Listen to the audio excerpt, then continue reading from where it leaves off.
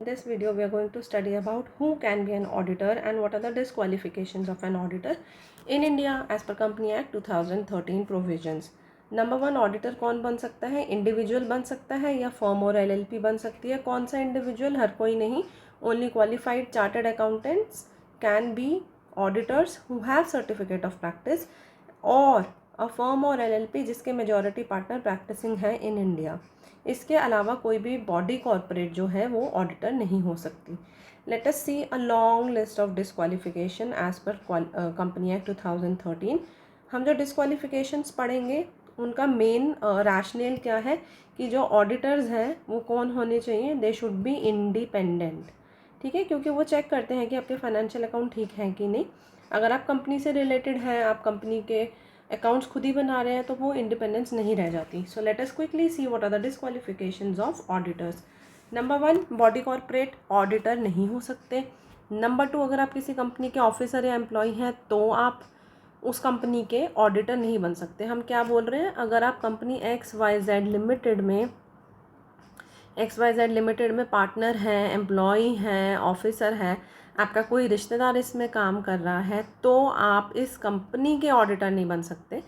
मैं ये नहीं कह रही हूँ कि आप ऑडिटर ही नहीं बन सकते, हम कह रहे हैं आप इस कंपनी के ऑडिटर नहीं बन सकते. अगर आपका बिजनेस रिलेशन है with the companies associate company, subsidiary और होल्डिंग कंपनी, तो भी आप ऑडिटर नहीं बन सकते. Late us see the meaning. XYZ company limited है, अब आप उसकी होल्डिंग, सब्सिडरी या एसोसिएट, जैसे आप उसकी एसोसिएट कंपनी के ऑडिटर हैं या एसोसिएट कंपनी के एम्प्लॉय हैं, तो आप मेन कंपनी के ऑडिटर नहीं बन सकते. राइट.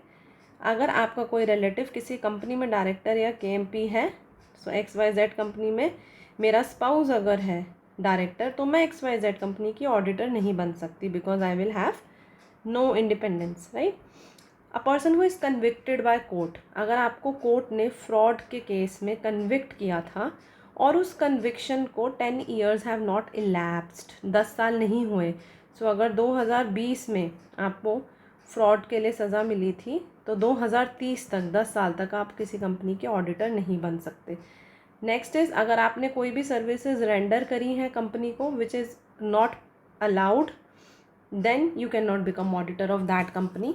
एंड लास्ट पॉइंट, अगर आप खुद, आपका कोई रिलेटिव या पार्टनर किसी कंपनी में सिक्योरिटी होल्ड करता है, कंपनी को इंडेटेड है या कंपनी को थर्ड पर्सन के लिए गारंटी दी हुई है, तो आप उस कंपनी के ऑडिटर नहीं बन सकते. इसमें अगेन कंपनी, होल्डिंग, सब्सिडरी और एसोसिएट इज इंक्लूडेड.